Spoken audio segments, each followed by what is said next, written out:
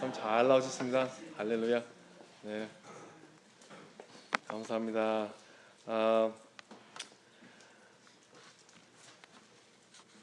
우리 주님의 이름으로 수요 예배를 참석하신 것을 환영하고 축복합니다. 오늘 설교 말씀은 선교를 하시는 하나님의 주제로 이렇게 정해봤습니다. 이제 김 목사님 네 분께서 출타 중이셔서 제가 오늘 저 수요 예배, 그리고 내일부터 새벽 예배, 그리고 이번 주일, 그리고 다음 주 수요 예배도 맡았는데, 그 모든 설교 내용을 이 살아계신 하나님께서는 아직도 이루고 계시는 그 선교에 관한 주제로 한번 정해보자 해가지고 계속해서 시리즈로 말씀을 전해드리겠습니다. 기대되시면 계속 나와주시고 참여해 주십시오. 참가해 주십시오. 그리고 우리가 우리 교회에서 선교, 단기 선교의 문화가 지금까지 제가 들어오기까지 어땠는지는 모르겠지만, 이 선교, 단기 선교를 갈 수 있다는 그 기회를 가만히 보면은요, 우리가 가고 싶은 사람이 못 갈 때도 있고 정말 가기 싫은 사람이 갈 때도 있더라고요. 그런 경우가 있어요. 그래서 성령님께서 조금이라도 도전을 주신다면은 이 말씀을 계속 들으면서 더 도전을 받아서 그런 선교, 단기 선교에 동참을 하시면서 어떤 방향으로 우리의 삶을 하나님께서 인도하시나, 그거를 한번 곰곰이 생각도 해보시고, 그리고 하나님의 음성을 자세히 듣는 그런 계기도 되리라 믿습니다. 개인적으로 저한테는 그 선교에 대한 열정이 있는 것이, 맨 처음에 2000년도, 그러니까 17년 전에 교회를 다닐 때부터 단기 선교에 끌려다녔어요. 이제 끌려다녔다는 말은, 제가 이제 처음에 교회 다니면서 별로 특별히 관심은 없었는데, 제가 남미에서 3년을 살다 왔잖아요. 그러니까 남미에서 3년을 살다 왔으니까 스페니쉬를 하잖아요. 스페니쉬를 하니까 교회에서는 잘 됐구나, 요긴하게 이 친구를 한번 써야지 해가지고 그때부터 계속해서 단기 선교를 다녔습니다. 그래서 단기 선교를 계속해서 다니니까 지금 17년 동안 한 번도 빠지지 않고 단기 선교를 한 번씩 다니는데, 그 처음에 단기 선교도 다니니까 주일학교도 가르치게 되고요.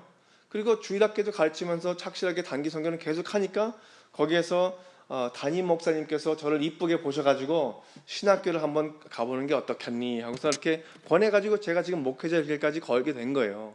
그러니까 저하고 그 단기 선교나 그 선교하고는 굉장히 그 인연이 큽니다. 굉장히 중요해요. 그래서 이제 제가 단기 선교 같은 경우가 있을 때마다 굉장히 이렇게 흥분이 될 수도 있고, 주변 사람들한테 막 이렇게 같이 동참하라고 이렇게 할 수도 있고, 그런 게 있어요. 이제 우리가 제가 그 배경을 이렇게 말씀드린 다음에, 이게 동감이 오시는지 모르겠지만 얼마 정도 이렇게 교회를 다니시잖아요. 신앙생활을 한 10년쯤 이렇게 넘어서 하시면은 교회를 다니면서 느낄 수 있는 건데, 우리가 성경책을 읽으면서 때로는 그 내용과 우리의 삶과는 너무 간격이 너무 멀다는 생각이 들 수가 있습니다. 그렇죠? 성경 이야기들은 오직 저 먼 역사 속에 있는 어떤 민족에 관한 민속적 풍습, 그들의 신에 관한 이야기들, 그런 생각이 들다 보면은 매주 예배를 드리고 그 어떤 교회 활동이나 큐티나 심지어 이렇게 기도 생활도 매우 형식적으로 되어가면서 그 성경 속에 있는 그런 큰 약속들, 우리의 신앙의 알맹이들은 어느새 없어진 것처럼 느껴질 수가 있습니다. 그러니까 몸은 왔다 갔다 하는데 마음은 멀리 있는 거죠. 다른 욕심이나 다른 세상적인 것, 우리의 아직도 욕구에 차지 못하는 것을 우리가 계속해서 찾는데, 그런데 하나님께서 그 욕구를 만족시킬 수 있는데 그 하나님하고는 좀 멀어지는 사이가 있습니다. 그게 성도님들, 평신도들만 그런 게 아니에요. 때로는 목회자들도 그런 시즌이 있다고요. 메마를 때가 있죠. 다 이해하십니까? 이해하시면 아멘 해주세요. 할렐루야. 이제 그렇게 느껴질 때마다 저한테는 여름 단기 선교 준비가 되면 매우 기대가 되고, 괜히 이렇게 마음이 설레이고, 그리고 성경 말씀이 그때부터는 더 실감이 나는 거예요. 오늘 본문 같은 것도 읽어봐도 그냥 간단한 어떤 옛날의 이야기가 아니라, 이게 나하고 연관이 굉장히 오늘 바로 오늘 된다는 게 딱 깨어진다고요. 성령님이 임재하시면서 이게 네 상황에 지금 어떻게 적용되나 한번 고려해보라. 그런 게 그 해석법이 머리에서 그냥 완전히 그 문이 열리는 것 같아요. 꽉 막혔던 거지. 막혔던 기도문이 뚫리는 것 같기도 하고 신앙생활이 더욱더 적극적으로 변해가는, 단기만이라도 그렇게 변하는 그 현상을 느낄 수가 있거든요. 단기 선교 한 두 번 다녀오신 분들은 그것을 체험하셨습니다. 분명히. 그렇죠? 근데 물론 그럴 때마다 모든 성도님들이 단기 선교를 다들 가야 되는 말씀은 그런 건 아닙니다. 절대로. 하지만 신앙생활의 생동력을 되찾는 것은 어느 부흥회로 통하던가 어떤 선행을 남도 모르게 그냥 계속 비밀로 한다든가 아니면은 금식기도 같은 그런 것만으로 이루는 것이 아니라 하나님께서는 처음부터 지금까지 무언가 이루고자 하시는데 그것이 무엇일까? 하나님께서 이루고자 하는 게 분명히 있단 말이에요. 그것이 무엇일까? 내가 어떻게 그 하나님의 기업에 동참을 할 수 있을까 하고 우리의 마음을 그 방향으로 기울이기 시작하면은 그런 현상이 보일 수가 있는 거죠. 우리가 교인들로서 믿는 사람들로서 교회를 다니지만은 사실은 우리 교회에서 우리의 오피니언, 우리의 우리의 의견들 때문에 충돌이 일어날 때가 많이 있고 교회를 다니면서 서로 이렇게 잘 어울리지 못하는 것도 의견 충돌 때문에 그런 거예요. 나의 개인적인 관점이 상대방보다 더 옳다고 생각하기 때문에 그렇게 막 잘 다투기도 하고 심지어 교회가 갈라질 때도 있고 그렇습니다. 그게 반대의 현상이죠. 하나님께서 무엇을 원하시나 그것을 우리가 다 기울였다면 어떻게 되겠어요? 우리 마음이 하나로 되겠어요? 아니면 분산이 되겠습니까? 하나로 되죠. 그런 거예요. 하나님께서는 무엇을 원하시나 그거를 계속해서 우리가 곰곰이 생각하고 같이 그 방향을 보면서 기도를 한다면 하나가 될 수가 있습니다. 그런데 우리 삶의 배경이 다 똑같습니까? 다 틀리죠. 다 틀리고 지금 현재 상황도 다 틀리고 어려움도 다 틀리고 그래도 하나님과 그 간격, 우리의 서로의 간격을 좁혀나가는 것, 하나님의 마음으로 그 방향을 잡는 것이 우리가 한 마음이 되고 이 신앙생활을 제대로 할 수 있는 그런 하나의 유일한 좁은 문이라고 생각합니다. 그래서 그 좁은 문이 어떻게 생기나 한번 한번 같이 말씀을 들어보겠습니다. 제가 신학교 다닐 때 풀러 신학대학에서 MDB 과정에 제가 전문적으로 무엇을 공부했냐면 선교학을 공부했습니다. 그런데 그 풀러에서 꽤 유명한 선교학 박사님 찰스 벤 엥겐이라는 분이 계신데 그들께서 그분이 선교학 개론, 그 선교학의 선교의 성서적 근거라는 그런 그 과목이 있는데 그거를 들으면서 말씀해 주신 게 있어요. 교회들이 이제 곳곳에 교회들이 문제가 있단 말이에요. 무슨 뭐 다툼이 심했다든가 아니면 뭐 깨어지기 일보 직전이라든가 갈라지는 그런 아주 굉장히 심각한 문제가 있으면은 그런 외부에서 컨설팅을 하는 분을 부릅니다. 초청해가지고 우리 교회가 지금 상황이 이런데 어떻게 하면 좋겠습니까? 우리도 그런 사건이 어렸을 때 총회에서 누구를 파송받아가지고 신종락 목사님이 오셔서 대변해주고 가셨잖아요. 그런 것처럼. 그런데 우리 그 교수님께서는 그 교회를 가실 때마다 이렇게 의문하신다고 합니다. 네, 상황은 잘 들어봤는데 지금 제가 여쭤볼 것은 바로 이것입니다. 혹시 교회 재정이 선교 프로그램에 얼마를 차지하고 있습니까? 그렇게 물어본다 그래요. 그래서 10교회 방문해가지고 그런 문제 있는 교회들한테 10교회에서 9교회들이 대답이 이거예요. 우리는 선교 프로그램이 없습니다. 그렇게 대답을 한다는 거예요. 하나님께서 마음을 기울이시는 곳에 방향을 주지 않는다면 갈라지고 다투고 그럴 수밖에 없는 것입니다. 그 어려움을 그냥 불러 들여오는 거예요. 그런데 우리가 만약에 하나님께서 전도를 하시는 것을 정말 기뻐하시는구나. 하나님께서 불우한 이웃을 돕는 것을 진짜 좋아하시는구나. 그와 같은 사람들을 아버지 어머니 모르고 자란 아이들을 거기다 신경을 써주는 것을 하나님께서는 굉장히 기뻐하시는구나. 그거를 우리가 터득을 하잖아요. 말씀을 읽으면서 통해서. 그래서 같이 이렇게 합시다. 우리 운영위에서는 이렇게 합시다. 이 방향으로 계속 나갑시다. 그렇게 하면은 한 마음이 되는 거예요. 저 구석에서 그냥 괜히 마음이 상해가지고 같이 동참을 못하는 분들도 이제 그 관심사가 내 마음에 부족한 것이 아니라 저 아직도 어머니 아버지 모르고 자라는 아이들의 그 필요성에 생각을 해보니까 중심이 나한테도 내 자신에서 이렇게 내 자신만 계속 보다가 보는 거예요. 아, 나 말고 또 무슨 필요성이 있는 사람이 있구나. 그렇게 하면서 우리 마음에 어떤 마음이 품어집니까? 하나님의 마음이 품어지는 거예요. 하나님의 마음이 품어지면은 그때부터는 하는 일이 모든 게 피곤한 게 없어지고 정말 몸은 피곤해요. 몸은 피곤하지만 기쁘니까 어디서 그냥 기운이 나는 거예요. 그게 뭡니까? 성령님이 함께 하시는 거예요. 성령님이 함께 하셔가지고 가는데 이 발걸이가 터벅터벅 막 저런 발걸이면서 무거웠던 게 가벼워지면서 입이 쫙쫙 말랐던 게 막 입에서 막 그냥 침이 솟아나고 그렇게 생동력을 부르는 것이 바로 하나님의 선교에 동참하는 것입니다. 믿으시면 아멘 하시기 바랍니다. 그리고 또한 선교학과에서 읽어본 책자 중에 하나가 이야기를 하는데 교회들이 우리가 영물이기 때문에 교회를 들랑달랑하면서 느끼는 게 있어요. 이 교회의 그 분위기가 좀 따뜻하고 활발하고 타인들이 들어올 때 좀 어울릴 만한 그런 적극성이 있는 교회면은 그 교회는 당연히 선교적인 교회고 그리고 건강한 교회입니다. 그런데 만약에 그 교회가 좀 들어가 보니까 좀 싸늘하고 대화가 좀 부족한 듯하고 서로 눈치 보고 그런 그 분위기면은 그 교회는 하나님의 심판이나 시험을 겪고 있는 교회라는 글을 읽어본 적이 있습니다. 우리 열방교회는 어떨까요? 우리 교회는 아주 건강한 교회이기를 축원합니다. 아멘. 아멘. 우리가 선교의 성수적 근거를 주장하자면은 주로 생각나는 게 어디입니까? 신약 성서에서 마태복음 28장 예수님께서 그 지상 명령 거기를 한번 돌려볼까요? 한번 잠깐 돌려봅시다. 마태복음 28장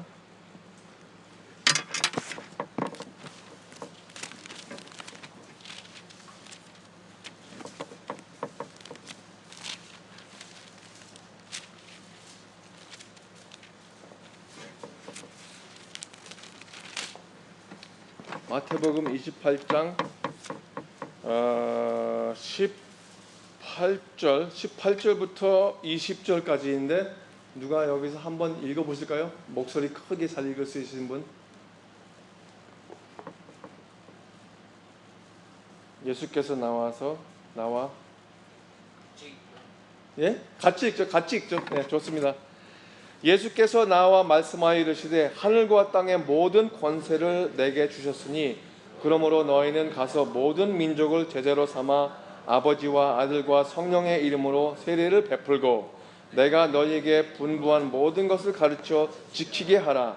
볼지어다 내가 세상 끝날 때까지 너희와 항상 함께 있으리라 하시니라. 아멘.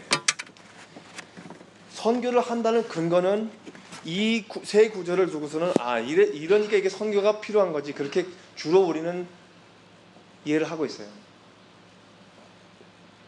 하지만 성경을 하나님의 선교적인 그 관점에서부터 본다면은요, 어디서부터 시작하면은 하나님께서 만물을 창조하시고 아담과 하와를 창조하신 후로부터 그들이 선악과를 따먹고 죄로 인하여 타락한 후로부터 이미 인류를 구제하시겠다는 선교를 시작했던 것이죠.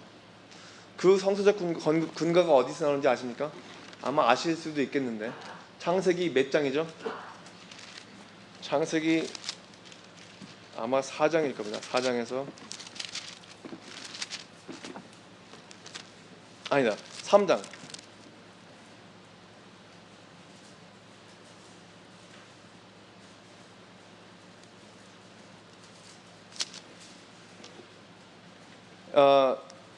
하나님께서 그 뱀한테 저주를 하십니다. 3장 14절 여호와 하나님 이 뱀에 이르시되 내가 이렇게 하였으니 내가 모든 가축과 들의 짐승보다 더욱 저주를 받아 배로 다니고 살아있는 동안 흙을 먹었지니라.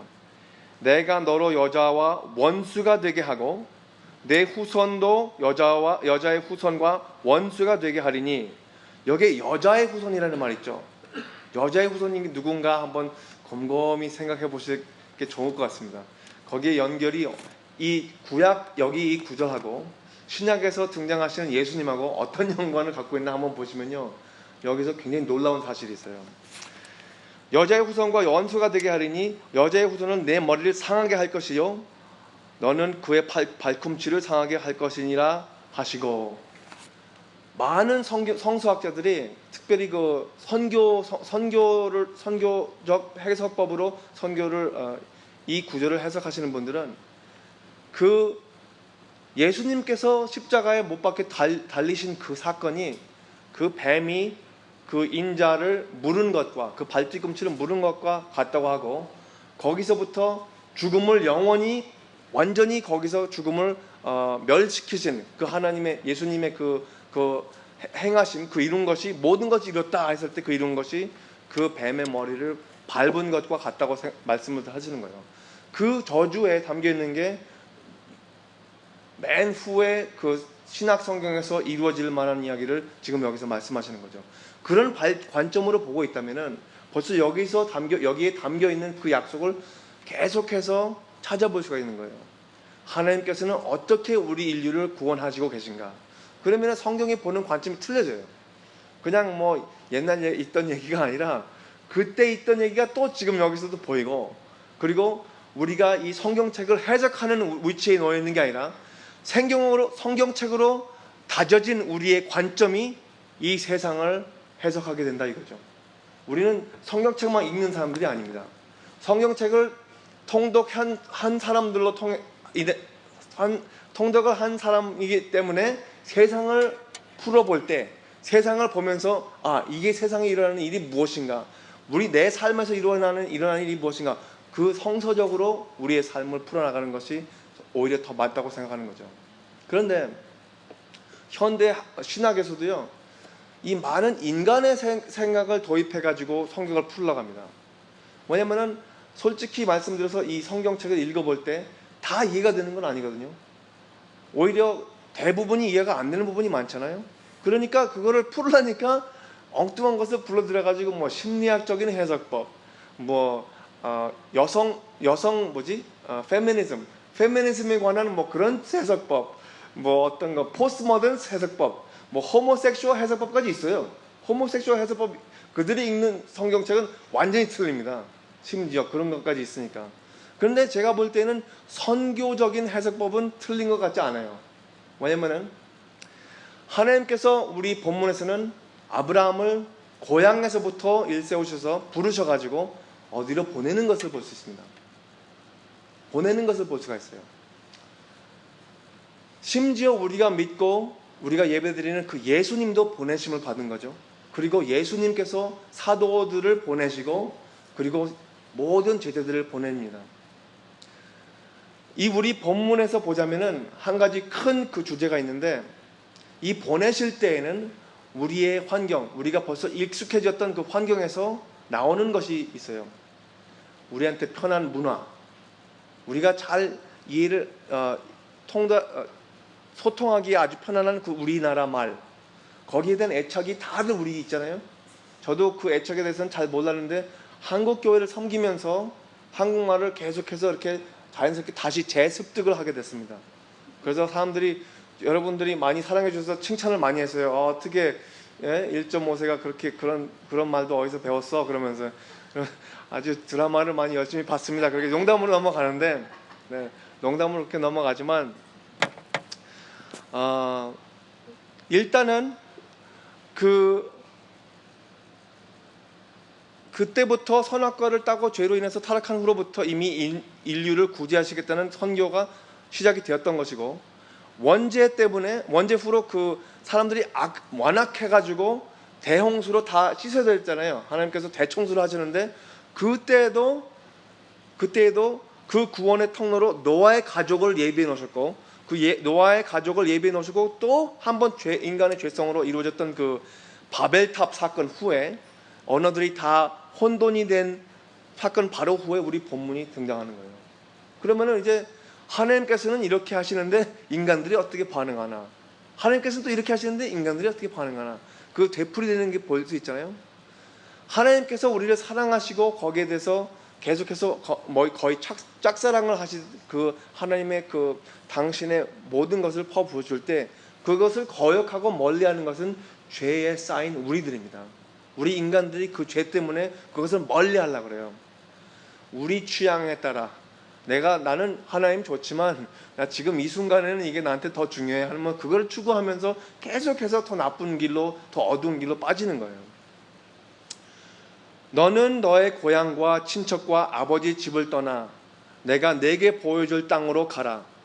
그렇게 본문이 시작됩니다. 우리가 선교라고 그 단어를 쓸 때에는 우리나라 말로 하기에는 그 선교라고 하면은 저는 그 선한 선자 그 선한 거 착한 거 그리고 교는 가르칠 교자 생각해가지고 제 나름대로 이렇게 생각했어요. 좋은 걸 가르치는 게 선교겠지 그렇게 생각했거든요. 근데 그게 아니더라고요. 원어를 보니까 우리나라 말로는 선교는 불우한 나라에 가서 복음을 전하고 물론 교회를 세워주고 아픈 사람들 있으면 의료적 서비스를 제공해 주는 걸로 이해를 하고 있는데, 그런데 우리가 지금 알고 있는, 그러니까 선교라고 하는 말은 라틴어로 미시오라는 말에서부터 나온 말입니다. 미시오라는 말은 보낸다는 말을 포섭하고 있어요. 보낸다는 의미를 갖고 있어요. 그리고 그 미시오는 라틴어인데 미시오는 어디서 나왔냐면은 헬라어에서 아포스톨로스, 그러니까 우리가 아포스톨 폴 할 때 그 사도라고 하는 것처럼 그 보내심을 받은 사람, 아포스텔로스는 보낸다는 말을 의미하고 있고, 그리고 더 뒤로 가서 구약 시대로 가보면은 샬리악 한번 했어요. 샬리악, 유대말로 샬리악이라는 말이 보낸다는 말을 하고 있어요. 그러니까 이 하나님께서 보내는 그 활동이 굉장히 신앙생활에는 중요합니다. 우리의 마음에도 공감이 될 듯한 게, 여기에 있는 모든 분들 미국에서 태어나신 분 제가 알기로는 한 명도 없어요. 그렇죠? 여기 미국에서 태어나신 분 있습니까? 한 명도 없죠. 모두들 이민을 오신 분들이에요. 조국을 떠나고 무슨 까닭으로 오셨는지는 다 다르겠죠. 공부를 하러 오셨을 수도 있고, 부모님 아버님이 사역지가 미국에 대해서 그렇게 따라왔을 수도 있고, 예? 그리고 오랫동안 어떻게 해서 무슨 사연이 다 있어서 이렇게 오게 됐는데, 하나님께서는 그 이동하고 이주를 하는 그것을 통해서 하나님의 뜻을 행하십니다. 우리가 만약에 한 곳에 계속 머무르고 있었다면 그 환경, 그 편한 환경에서 성장도 없을 수도 있고, 삶에 아무 변화도 없을 수도 있고, 인격도 똑같이 될 수도 있고, 오히려 더 악화됐을 수도 있었습니다. 우리 아버지와 우리 가족의 이야기를 제가 잘 들어보면은, 우리 아버지는 광신고등학교에서 영문을 가르치시는 교사셨어요. 근데 우리나라를 험담하고자 하는 건 아니지만 교육시설에서 이런 게 있더라고요. 이 돈봉투 들어오는 거, 돈봉투. 어떤 아이 집안이 좀 좋으니까 돈봉투가 두툼하게 들어오면 좀 더 잘해줘야 되겠고, 그리고 좀 불우한 집에 있는 학생들은 그렇지 않단 말이에요. 여지가 안 되니까 그렇게 못하고. 우리 아버지의 성품은 거기에서 있는 게 힘들어서 몸이 아프시기까지 했습니다. 그런 사회에서 계속 사는데, 그런데 아버지가 물론 그런 것 때문에 나온 건 아니시겠죠. 우리 어머니와 아버지도 무슨 비전이 있다, 자녀 교육을 잘 시켜야 되겠다, 그런 다 고집이 있고 다 우리들이 욕심이 있는데, 그게 거기서 나오게 된 것은 하나님의 뜻이었다 하는 것을 다시 재해석할 수가 있습니다. 한번 돌이켜 보십시오. 우리가 어떻게 지금 이 아리조나 땅에 오게 됐나. 한 8월 달에 한 110도 넘게, 115도 넘게 되면 생각해 보십시오. 어떻게 이게 아리조나로 오게 됐나. 그 중에 많은 이유도 있겠지만, 공부를 하러 박사학을 따러 왔다, 그렇게 많은 이유도 있겠지만, 그 중에서 우리도 모르는 하나님의 선교가 분명히 있다는 것을 놓치지 않으시기를 바랍니다. 축원합니다.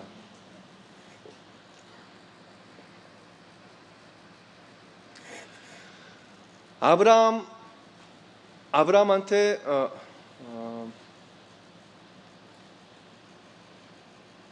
그러니까 지금 우리가 누리고 있는 그 신앙생활조차 우리가 어떻게 해서라도 하나님께서 보내심을 보내심을 받았기 때문에 이루어지는 것이죠. 우리 열방교회에서 지금 모여 있는 것도 하나님께서 우리가 이 방향으로 보내셨기 때문에 아마 그렇게 되었다고 해도 과장이 아닐 것입니다. 저는 우연이라는 것은 생각도 안 해보거든요. 하나님께서 다 모든 계획이 있으시니까. 그래서 선교를 생각하면 그 이동하다, 이주하다, 의도적으로 많은 그 경계선을 넘어서 가지고 이쪽에서 반대쪽으로 가다. 이 국가, 우리는 대한민국 국가 민족인데 뭐 이를테면 뭐 38선을 건너서 북쪽으로 한번 가본다. 뭐 그런 게 있는 거예요. 고의적으로, 의도적으로 그 다른 곳으로 넘어가는 것. 최근에 우리 담임 목사님 이번 주일날 그 마가복음 거라사인에 관한 그 귀신 들린 사람에 대한 그 말씀 전하셨죠? 그 바로 전에 무슨 사건이 있냐면은 마가복음 4장 끝까지 보면은 풍랑이 있지 않습니까? 보트가 풍랑이 있는데 그 전에 뭐가 있냐면은 예수님께서 영어로는 이렇게 말씀하세요. My Jesus speaks English, so bear with me. He says, "Hey, let's go to the other side." 그 반대편을 한번 가보자. 그렇게 말씀하시는 거예요. 그 반대편은 어떤 반대편입니까? 거라사인 쪽에는 사마리아 이방 사람들이 사는 쪽이에요. 어떻게 하냐고요? 거기에 그 농부들이 어떤 가축을 키우고 있었나요? 돼지. 유대인들 돼지 키웁니까? 절대 아니잖아요. 그러니까 그 반대쪽으로 한 거예요. 예수님께 관심사에 있는 것은 물론 유대인으로 태어났기 때문에 그 이스라엘에게 그 애착심도 있고 거기에 대한 중요한 사랑이 있겠지만 그 반대편은 어떻게 있나? 그거를 무시하셨습니까? 아니죠. 그 반대편까지 가가지고 그 사람한테 축사하시고 그 귀신을 쫓으시고 그리고 귀신한테들부터 예배까지 받으신 분입니다. 그 사람이 쫓아가잖아요. 쫓아가가지고 거기서 무릎을 꿇고 그 귀신이 하는 말이 이거예요. 당신과 나하고 무슨 상관이 있습니까? 그러니까 말하는 거하고 행동하는 거하고 일치가 안 맞는 거예요. 이 사람은 그냥 뭐가 급한 것처럼 화장실에 안 가면은 그냥 아주 싹이 일보 직전인 것처럼 뛰어가가지고 예수님한테 가는데 하는 말은 나와 무슨 상관이 있습니까? 이 영적인 존재 때문에 시달리는 사람들은요, 행동과 말과의 일치가 많이 어긋날 때가 있어요. 혹시 부부싸움을 하시는 분들이 있을지 모르겠지만 부부싸움이나 심지어 가족의 어떤 다툼이 있을 때 가만히 보잖아요. 그러면은 말은 이렇게 했다 저렇게 했다 아니면 또 이렇게 하다가 또 행동은 또 틀리고 그럴 때가 있어요. 분명히 영적인 요소가 있을 수 있다는 것을 염두에 두시기 바랍니다. 그렇게 하면은 아마 하나님한테 기도를 하게 되겠죠. 하나님 도와주시옵소서. 이거는 제가 해결할 수 있는 것이 아닙니다. 그럼 기도를 하고 나면 또 반드시 또 이렇게 또 좀 더 평탄하게 되더라고요. 우리가 무슨 까닭으로 이 미국으로 이민을 왔을까요? 지금 우리 현재 아리조나에 같이 함께 있는데 무슨 이유 때문에 우리가 지금 아리조나에 모여 있을까요? 주일날 아마 제가 말씀을 전할 텐데 우리가 구원을 받은 이유가 뭘까요? 우리가 구원을 받았다는 그 믿음을 확신할 수 있는 그 믿음조차 우리가 받았던 그 이유가 뭘까요? 믿음이 있습니까? 믿음이 있으면 그 믿음을 어디에다 활용하실 것입니까? 그 믿음을 어디에다 쓰실 것입니까? 그것을 곰곰이 생각하는 시간이 되기를 간구합니다. 첫 번째로 이 본문으로 들어가기 전에는 잠깐 이 선교란 무엇인가, 이 선교학을 전공했던 사람이 선교란 무엇인가 잠깐 말씀을 드리겠습니다. 선교는 하나님의 가장 높은 관심사입니다. 근데 그 관심이 뭐냐면은 우리와 하나님의 관계적인 대속, relational redemption. 그러니까 우리가 하나님과 관계가 절단이 되어 있었는데 우리의 죄로 인해서, 근데 그것을 다시 회복시키고 싶은 게 하나님의 마음이라는 거예요. 하나님의 자녀가, 그러니까 어머니 아버지씨는 여기 다 아시죠? 자녀가 있는데 관계가 절단이 되어 있어요. 만나봐도 뭐 반갑지도 않고, 그리고 뭐 욕하고, 자녀들이 부모님한테 욕하면 얼마나 마음이 아프시겠어요. 그렇죠? 그 관계가 절단된 것을 하나님께서는 다시 회복시키고 싶다. 그게 하나님의 선교입니다. 그게 근본적인 거예요. 그리고 하나님께서 어떻게 그것을 이루시느냐? 성경책에 수두룩하게 나와 있습니다. 처음부터 끝까지 그 내용이 다 그거예요. 하나님께서 어떻게 당신의 자녀들을 당신과 함께 화합을 시키고 그 절단되었던 그 관계를 다시 한번 회복해서 대속을 하시는가? 그 내용이 여기 들어있는 거고, 그게 바로 선교의 근본적인 것이에요. It's a central issue of mission. 그래서 우리가 실천을 하고자 할 수 있는 만큼 그렇게 말을 풀자면은, 하나님께서 다양한 방법으로 보내고 많은 경계선을 넘어가서 모든 인류에게 그 하나님의 화해의 뉴스를 전하고, 그리고 그 화해를 이루게 하고, 그리고 하나님과 우리만의 관계가 잘 되면 어떻게 되겠어요? 우리 서로의 관계는, 하나님과의 관계를 서로 화합한다면 그 두 번째 차원은 어디로 가겠어요? 우리 서로 인간과 인간관계를 다시 화합하는 거예요. 하나님하고 나하고 관계가 좋으면 인간관계가 좋을 수밖에 없습니다. 근데 내가 인간관계는 내가 아주 굉장히 노련해가지고, 사람들 이렇게 말하면 저렇게 되고 이렇게 마음을 잘 유도할 수 있으니까 내가 내 나름대로 그렇게 할 수 있으니까 내 하나님하고는 관계가 안 좋은데도 그냥 그럴듯하게 사람들과는 진행이 될 수가 있어요. 하지만 그거는 절대로 오래 못 갑니다. 단로가 나게 돼 있거든요. 그렇죠? 그리고 세 번째로는 이게 있어요. 이건 제가 가장 어려워하는 부분인데, 저 자신의 스스로와의 관계를 회복한다. 이게 좀 이상한 말이지만 이런 게 있습니다. 현대 시대에는 그래도 뭔가 절대적인 진리는 있다고 생각했어요. 이를테면 하나님이 절대적인 진리다. 하나님의 어떤 그 윤리나, 그리고 뭐 물리학적인 어떤 뭐 gravity, speed of light, 그런 것들은 다 절대적이라고 생각을 하고 있지 않습니까? 근데 지금 세월이 가면서 어떤 게 시작이 되냐면은 포스트 모더니즘이 됐어요. 그 현대 시대는 이제 접어두고 현대 시대가 됐으니까 각자가 다 옳다는 거예요. 이 절대적인 진리는 접어두고 옆에다 두고 내가 주장하는 의견, 나의 사고, 내가 보는 관점이 옳다는 거예요. 이거는 잘 아시는지 모르겠지만 영화를 연구하시는 분들, 영화를 찍는 사람들이나 영화에 관심이 많은 분들은 이런 영화가 있어요. 라쇼몬이라는 일본 영화가 나왔는데, 그게 아키라 구로사와라는 감독이 만든 영화입니다.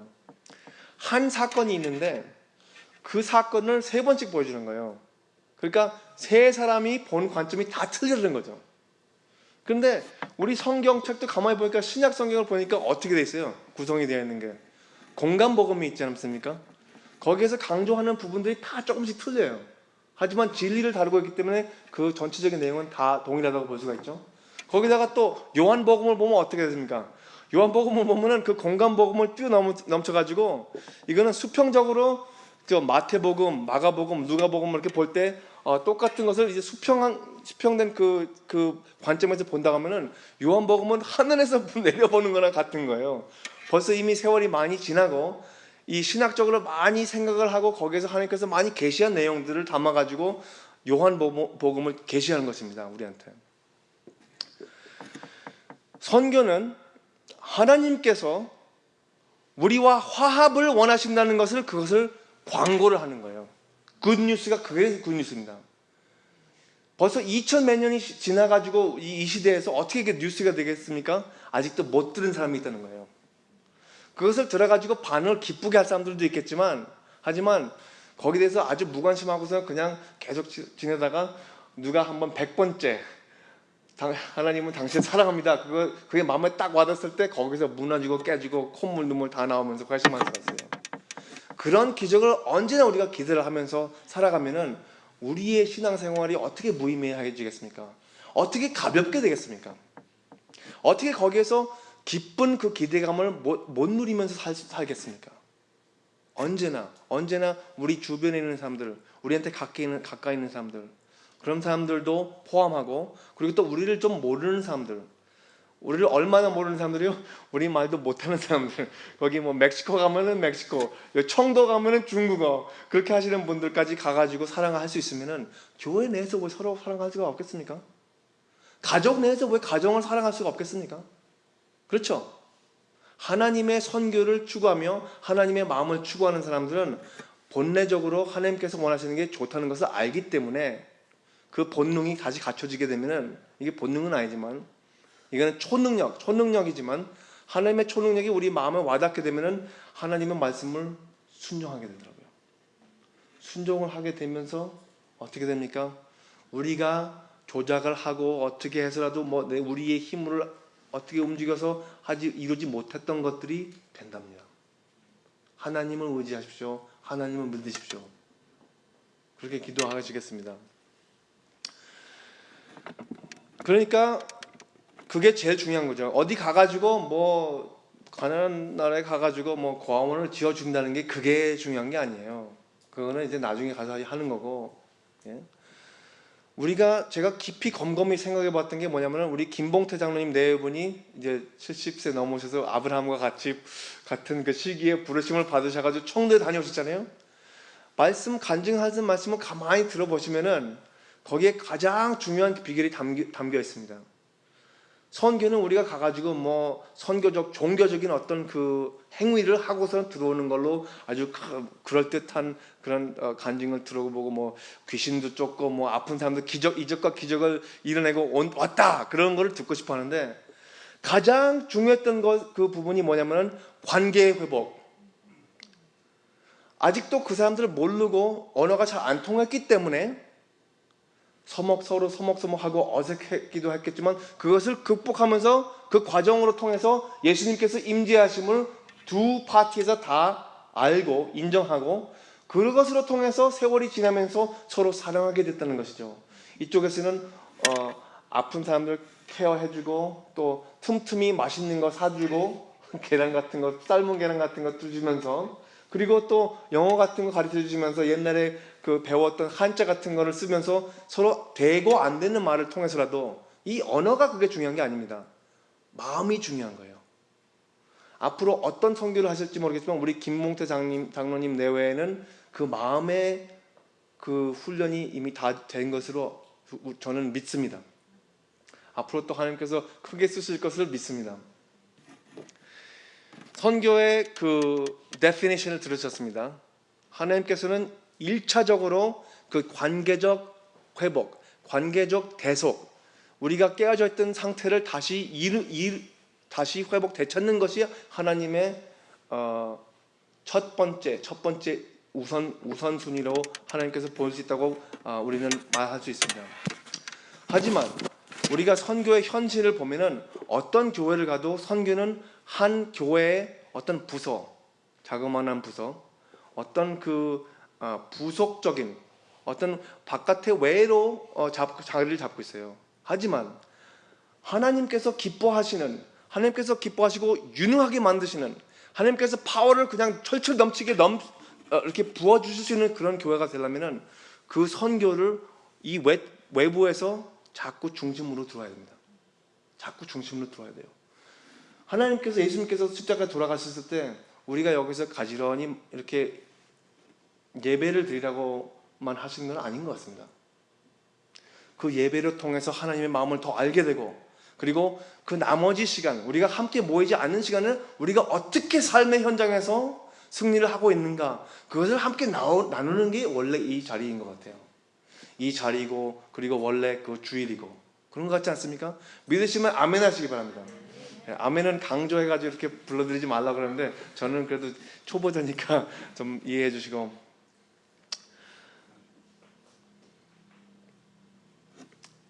선교의 의미를 좀 알게 되면 우리 본문이 어떻게 읽어지나 다시 한번 읽어보겠습니다. 너의 고향과, 좀 요약을 해서 제가 말씀드리겠는데, 너의 고향과 친척과 아버지의 집을 떠나 내게 보여줄 땅으로 내가 가라. 그 개념이, 그 아이디어가 되풀이돼서 나오는 것 같습니까? 아닌 것 같습니까? 예수님께서 말씀하시는 게 거기에 딱딱 맞아 들어가요. 너희들, 네 아버지도 네 아버지 어머니조차 미워하지 않으면 나 따르지 못하겠다. 그렇게 말씀하신 거예요.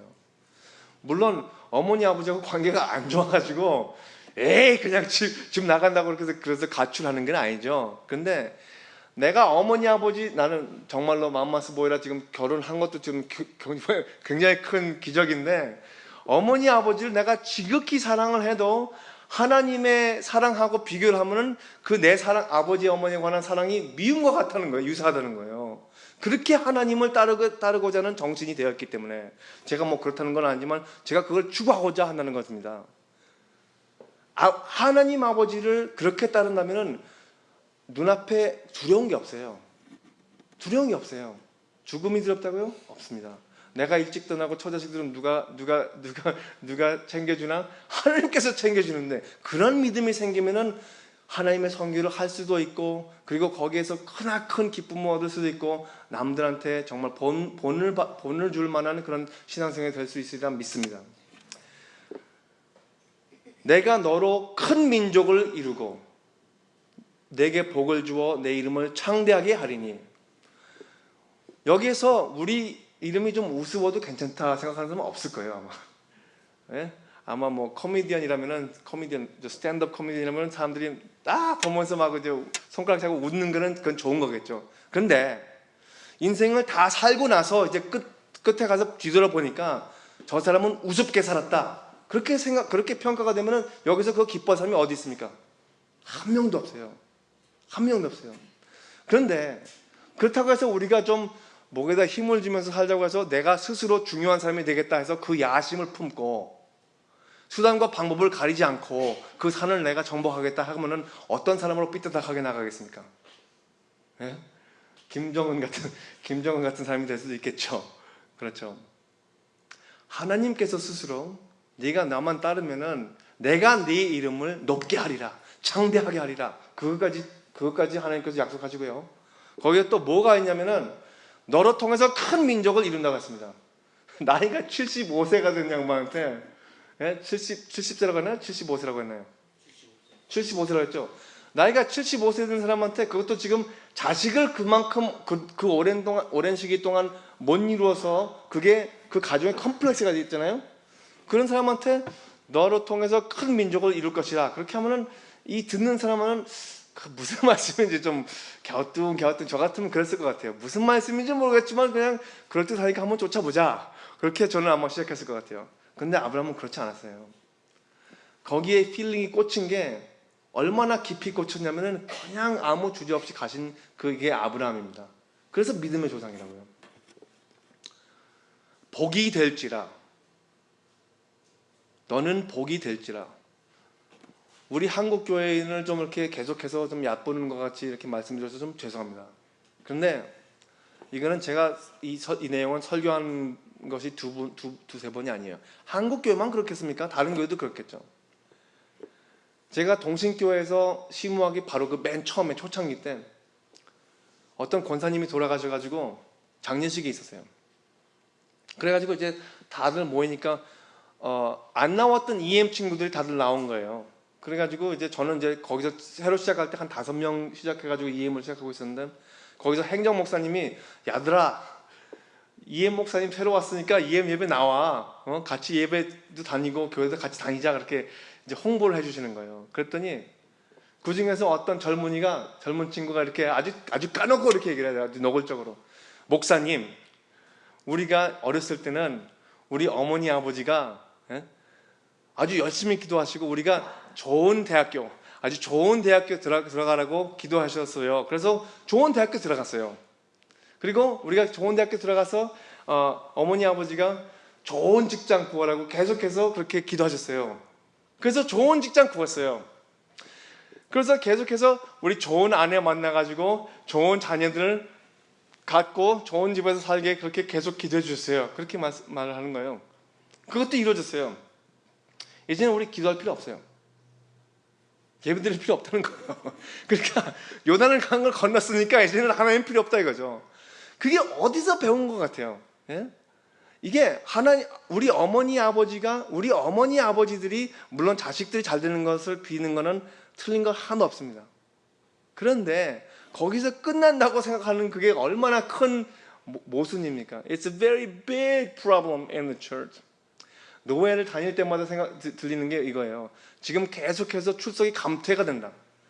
앞으로 10년 후에 이 신학교가 서 있을지 안 서 있을지 모른다. 교회들의 상황을 보면은 그 출석이 계속해서 떨어지는데 그 떨어지는 그 속도가 무서워요.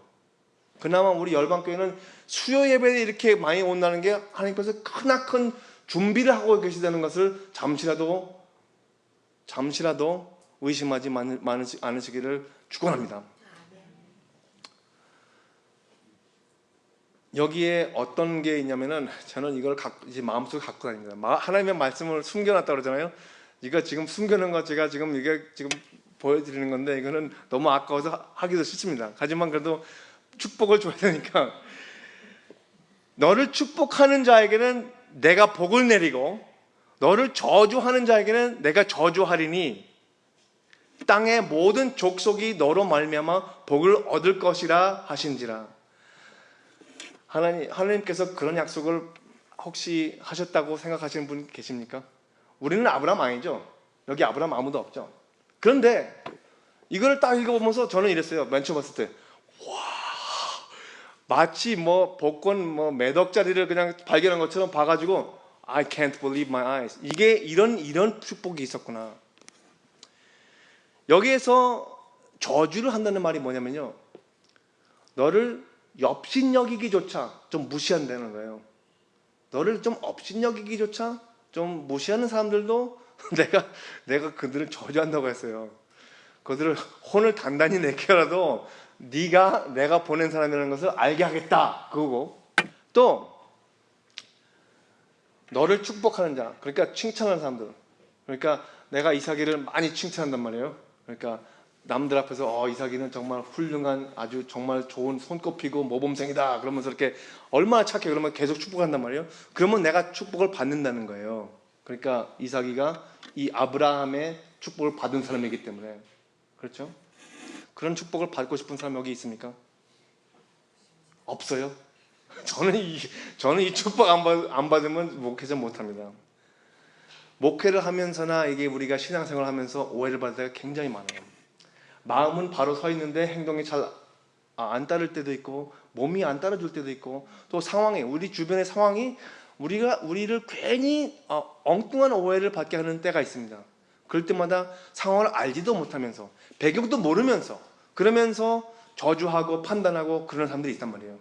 그런데 거기서 우리가 반항을 한다든가, 거기서 불꽃이 튕겨가지고 그냥 화재가 일어나면 우리가 다 손해를 보지만, 거기서 묵묵히 이 축복을 우리가 간직하면서 반드시 이 사람도 이해를 하게 될 것이다, 그렇게 계속해서 그들을 위해서 오히려 기도를 해주면은, 그러면은 내가 받은 축복이 그 사람한테 화가 되고, 그리고 나를 축복해주는 사람이 그 사람이 잘 되고.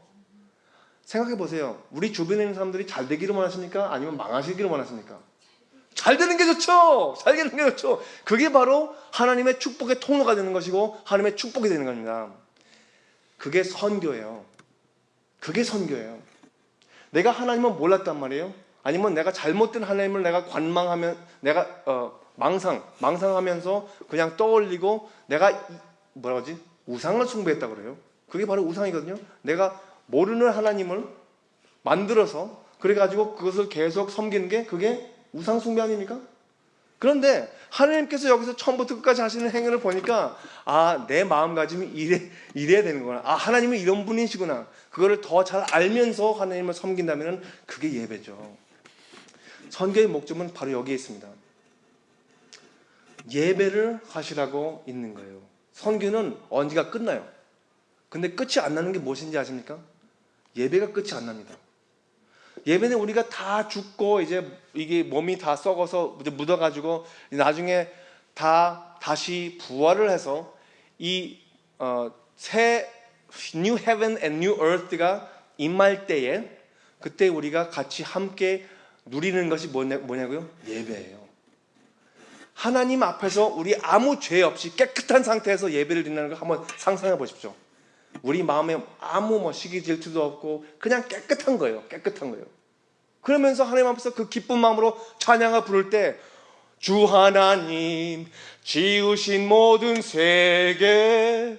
그 노래가 부를 때 그냥 자동으로 나오는데 사람들이 다들 아멘 아멘 하고 할렐루야 할렐루야 하고 그 기쁨에 그냥 이기지 못해가지고 그냥 하는 게 그게 진정한 예배입니다. In spirit and in truth. 그게 죽어서 나중에 부활을 하고만 해야지 그게 가능한가요? 그렇지 않거든요. 우리가 주일날이나 주 예배 때나 새벽 예배 때나 같이 함께 모일 때마다 그때 순간순간마다가 바로 그 체험과 그 하나님의 임재를 한번 맛보는 시간입니다. 그게 바로 예배의 시간이에요. 예배의 시간이 진정 그런 시간이라면, 매번 그런 시간이라면 다들 일찍 오시겠죠? 다들 일찍 오셔가지고 같이 한번 이야기도 나누면서 그 좋았던 우리 주중에 승리했던 그런 사건들을 나누면서 기뻐하면서 찬양을 올리겠죠. 그냥 맹목적으로 올리는 게 아니라 하나님께서 이런 것을 하는 것을 이번에 봤다, 하나님께서 이렇게 해주시더라고요. 그런 이야기를 나누면서 찬양하겠죠. 그것은 텅 빈 찬양이 아니라 아주 알맹이가 꽉 찬 실속 있는 그런 찬양입니다. 그렇죠? 그런 예배가, 그런 찬양이 어떻게 형식적인 그런 속에서 머무를 수가 있겠습니까? 없어요. 살아계신 하나님은 선교를 하시는 하나님이십니다. 살아계시는 하나님은 우리를 평안한 곳에서, 우리 평안한 어떤 복음자리, 조국에서 불러내신 하나님이세요. 불러내서 여기서 우리가 열심히 일을 했습니다. 돈을 많이 벌어서 편안하게 살다가 그냥 죽으라고 그렇게 하신 건 아닌 것 같습니다. 하나님께서는 끝까지 여러분 한 사람 한 사람을 보시면서, 아니야, 내가 뜻하는 것은 그것보다 좀 더 크다, 조금 더 큰 것이 아니라 너희들이 상상도 못할 만큼 그렇게 크다는 것을 우리 마음에 깊숙이 심어주시고 싶은 것입니다. 믿으십니까? 기도하시겠습니다. 할렐루야. 하늘에 계신 하나님 아버지, 감사합니다. 제가 무엇이 간데 제 마음에 이런 선교에 대한 열정을 주시고 지금 이 시간에 이렇게 거룩한 하나님의 공회 앞에서 이런 말씀을 전하게 하시는지요. 하지만 저는 여기 오기 전부터 하나님께서 이 열방교회에 대한 많은 사랑이 있던 흔적을 봅니다. 하나님께서 이루고자 하는 것 꼭 여기에 한 사람 한 사람을 통해서 이루십시오. 하나님, 우리 마음이 다 활짝 열려서 하나님 앞에서 순종하는 마음을 굳세게 바로서게 하여 주시옵소서. 하나님, 여기서 마음의 아픔이 있고 또 하나님과 관계가 좀 멀어져서 마음의 상처 때문에 하나님과 가깝게 못 느낀 사람들이 있다면 우리의 기도로 통해서, 우리가 애원하는 그 애통이 담겨있는 기도를 통해서 하나님과 같이 함께 오늘 가깝게 되는 그런 시간이 될 수 있기를 간구하옵나이다. 그리고 우리 남아있는 생애가 얼마나 있겠습니까? 여기 있는 사람들 다들 50살을 더 살지 아니면 60살을 더 살지 100살을 더 살지 어떻게 알겠습니까? 하지만 이 남아있는 생애를 온전히 하나님께 바칠 수 있도록 그 마음의 각오를 주시옵소서.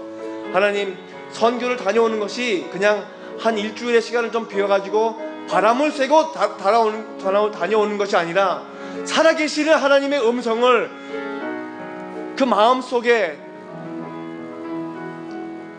아무 의심 없이 이거는 하나님의 말씀이라는 것을 확신할 수 있도록 듣고 다녀올 수 있도록 하는 그런 그 좁은 문의 기회가 될 수 있도록 하여 주시옵소서. 하나님께서 사랑하시는 우리 열방교회 모든 교인들이 이 하나님의 새로운 역사하심을 체험하는 그런 시간, 그런 계기가 열리기를 하나님께 온갖 마음을 다해서 기도드립니다. 이 모든 간구하는 것들 우리 주 예수 그리스도의 이름을 받들여 기도드렸습니다. 아멘. 주기도문으로 예배 마치시겠습니다. 하늘에 계신 하나님 아버지시여, 이름이 거룩히 여김을 받으시며 나라가 임하시오며 뜻이 하늘에서 이루어진 것 같이 땅에서도 이루어지이다. 오늘 우리에게 일용할 양식을 주시옵고 우리가 우리에게 죄 지은 자를 사하여 준 것 같이 우리 죄를 사하여 주시옵고 우리를 시험에 들게 하지 마시옵고 다만 악에서 구하시옵소서. 나라와 권세와 영광이 아버지께 영원히 있사옵나이다. 아멘. 감사합니다. 예배 마치겠습니다. 그냥 뿔뿔이 흩어지시지 말고 신교하시면서 하나님께서 하시는 선교에 대해서 좀 더 많은 이야기를 나누시기를 바랍니다.